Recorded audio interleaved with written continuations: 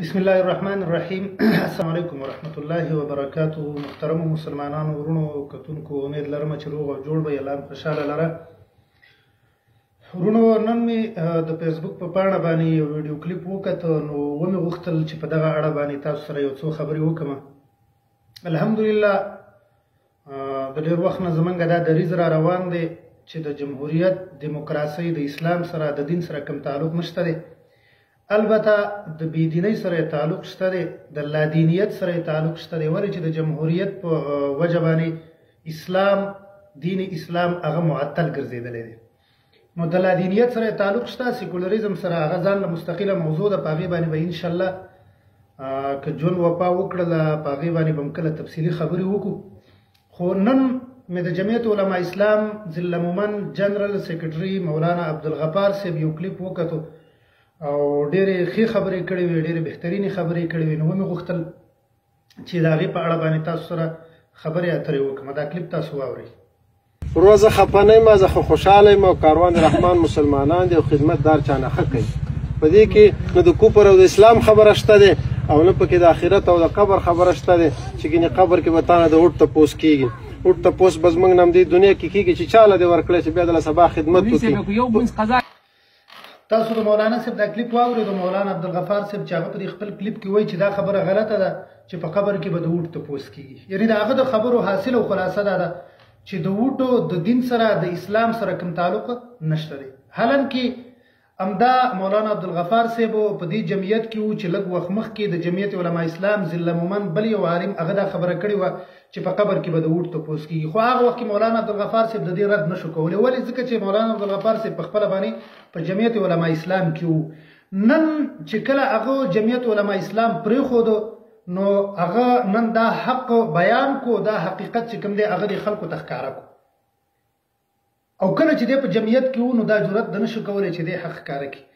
موږ د ملت ته وایو چې دې خلکو ته ښه دا پته ده چې د دې شي تعلق د دې ووټو د دې جمهوریت تعلق د اسلام سره نشته دی.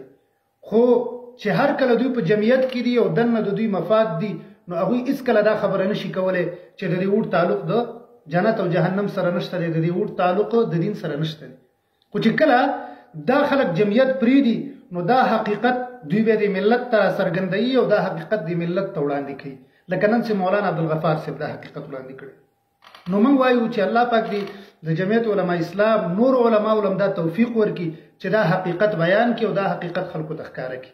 لکه نن تاسو په سوشل میډیا باندې ګورئ، مختلف قسم ویډیوګانې د دوی په تاسو ته راځي په سوشل میډیا باندې. او بیا چونکې د الیکشن ورځې دي چې د دین په نوم باندې بس تاسو راوټ غواړي، د دین نوم به استعمالوي، د مذهب نوم به استعمالوي، اسلام، قرآن، عالم.